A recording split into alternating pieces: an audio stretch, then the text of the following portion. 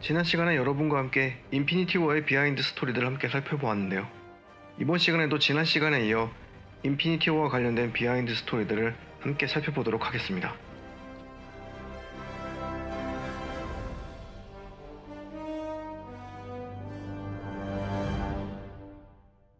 Run.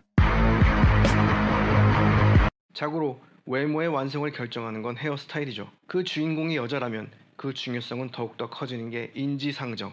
누구나 아시겠지만 마블 시리즈에서 유난히 다채로운 헤어스타일로 주목받는 한 사람이 있습니다. 바로 블랙 위도우입니다. 2010년 아이언맨 2에서는 빨간색 긴 펌,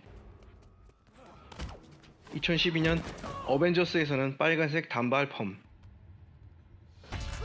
2014년 캡틴 아메리카 윈터 솔저에서는 중간 길이의 빨간 스트레이트, 2015년 어벤져스 에이지 오브 울트론에서는 2012년보다 약간 더 길고 컬이 더 들어간 펌, 2016년 캡틴 아메리카 시빌 워에서는 기장이 더 길어지고 컬의 볼륨이 더 커진 헤어스타일을 보여줬고,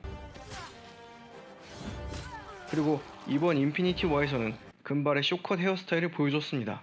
제 개인적인 생각으로는 블랙 위도우의 헤어스타일의 변화는 단순한 헤어스타일 이상의 것이 있다는 겁니다. 그건 바로 올해 개봉하는 인피니티 워의 후속작인 엔드게임에서 타노스를 무찌르기 위해 어벤져스 멤버들이 앤트맨을 통해서 앤트맨과 와스프에 나왔던 양자 영역의 시간의 소용돌이를 통한 시간 여행을 할 때 블랙 위도우의 헤어스타일의 변화들이 시간의 변화들을 표면적으로 보여주는 역할을 할 거라는 거죠. 물론 아무 근거 없는 저만의 뇌피셜입니다.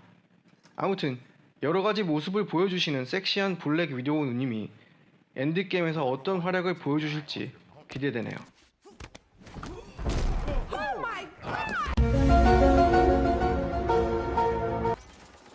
귀엽지만 성깔 있는 가디언즈 오브 갤럭시의 프레인 로켓. 여러 종류의 기계장치와 탈 것들을 자유롭게 다루는 테크노킥, 즉 기계충인 로켓이 갤럭시 1편부터 지대로 꽂힌 게 있는데요.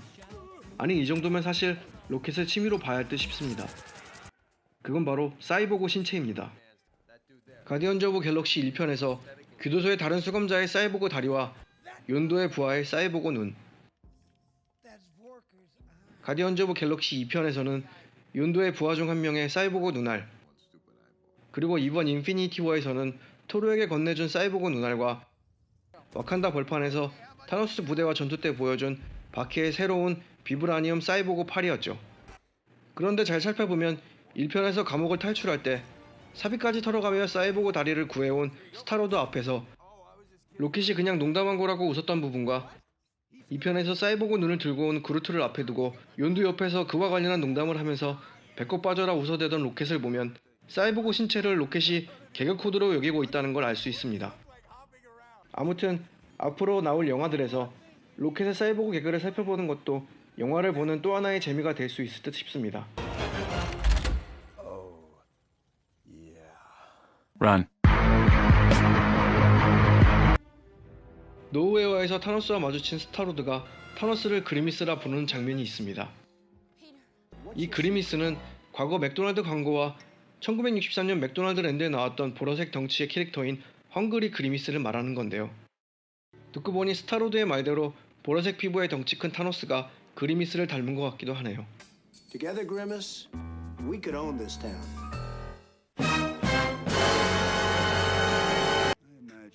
영화 초반 콜렉터를 짓밟으며 리얼리티 스톤의 행방을 묻는 타노스의 스톤은 어디 있어? 다시 말해 Where's the stone? 이라는 대사가 있는데요. 재미있는 부분은 콜렉터를 연기한 비니시오 델 토로가 2000년 스네치라는 영화의 오프닝 장면에서 다이아몬드를 찾으며 한 대사가 바로 스톤은 어디 있어?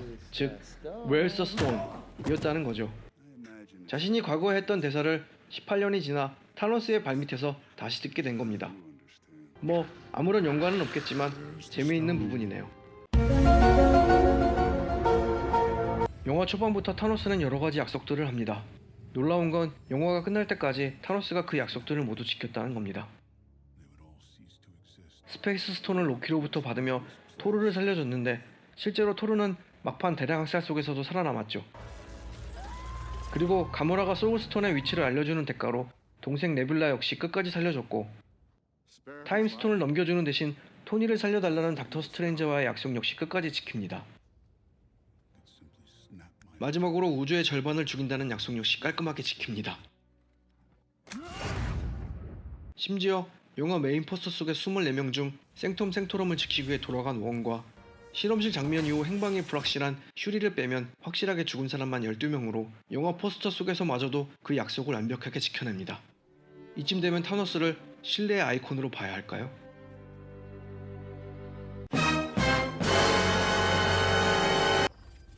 영화에서 닥터 스트레인지가 타임스톤을 이용해 타노스와의 전투에서 이길 수 있는 방법을 찾기 위해 1400만 605번의 가능한 미래를 모두 내다보는 장면이 있습니다. 이건 의심할 여지 없이 그의 스승인 엔션트 원으로부터 배운 전술로 닥터 스트레인지 1편에서 엔션트 원은 타임스톤으로 자신의 가능한 미래를 모두 내다보고 자신이 죽을 수밖에 없는 운명이라고 말하는 부분이 있었는데 그 부분을 계기로 닥터 스트레인지가 타임스톤에 대해서 뭔가 깨닫게 됐고 실제로 그 이후 타임스톤을 이용해 도르마무를 무한의 타임루프 속에 가두며 협상을 해 지구를 도르마무의 손으로부터 구해내는 데 성공하게 되죠. 그리고 인피니티 워가 일어나기 전까지 타임스톤에 대한 연구를 꾸준히 했을 거라고 보여집니다. 과연 자신을 희생하며 이제 최종 단계라는 말을 남긴 닥터 스트레인지의 타노스를 이기기 위한 단 한 가지의 수는 과연 무엇일까요?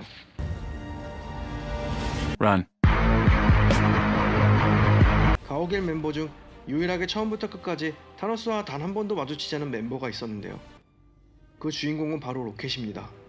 로켓 그루트를 제외한 모든 멤버가 노우웨어에서 타노스와 마주쳤고 그루트도 지구에서 마인드 스톤을 노리는 타노스와 직접 마주쳤지만 로켓은 영화 끝까지 타노스와 만나지 못했습니다. 참고로 그루트가 마지막에 사라져가면서 로켓에게 남긴 마지막 I am 그루트의 의미는 아빠라는 뜻이었답니다. 영화 마지막에 캡틴이 절망에 빠져 주저앉으며 내뱉은 오 신이시여라는 대사가 있는데요. 이 대사가 영화 초반 타노스의 손에 죽어가던 로키가 한 너는 절대 신이 될 수 없어라는 대사와 연결된다는 겁니다. 신독거릴 은하계 인구의 절반을 학살해버린 타노스, 그리고 그 참상의 넋을 잃고 신을 찾는 캡틴의 모습. 과연 엔드게임에서 캡틴은 이덴과 함께 사라진 은하계의 절반을 다시 되살릴 수 있을까요?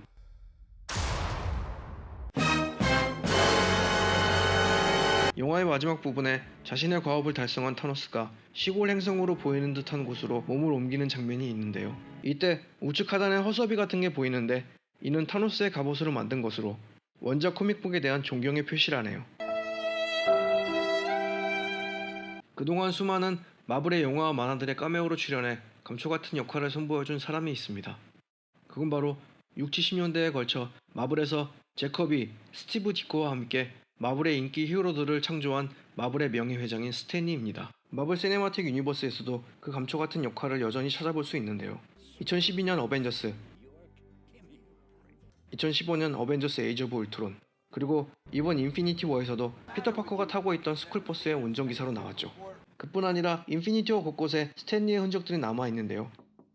캡틴 아메리카 시빌 워에서 스탠리가 토니에게 배달해준 폴더폰이라든지 토르 라그나로크에서 스탠리가 잘라준 토르의 헤어스타일 같이 말이죠. 고령의 연세에도 왕성한 활동을 보여주시던 스탠리 용. 하지만 애석하게도 그 화력을 더 이상은 볼 수 없게 됐습니다. 몇 해 전부터 쌓아오던 폐렴으로 인한 호흡곤란으로 향년 95세의 연세를 끝으로 영면하셨기 때문입니다. 트레이드 마크처럼 항상 외치던 엑셀시오르, 저 높은 곳에서 본인이 만든 히어로들과 함께 영원히 살아 숨쉬길 바랍니다. 엑셀시오르, 삼가 고인의 명복을 빕니다. 지금까지 영화 인피니티 워, 그리고 이영광이었습니다.